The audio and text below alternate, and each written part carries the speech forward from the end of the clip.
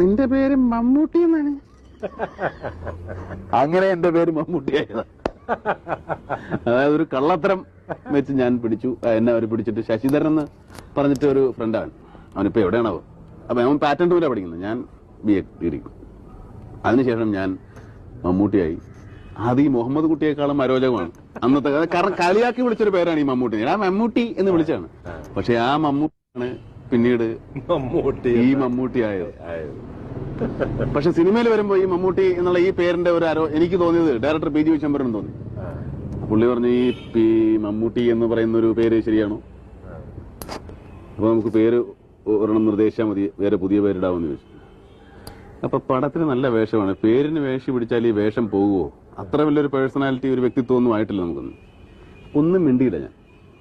പക്ഷെ പരസ്യങ്ങളിൽ പേര് വന്നു. പക്ഷെ അതിനു മുമ്പ് വിൽക്കാനുള്ള സ്വപ്നങ്ങളിൽ മമ്മൂട്ടി എന്ന് പറഞ്ഞ മേളയിൽ ഞാൻ അഭിനയിച്ചിട്ടുണ്ട്.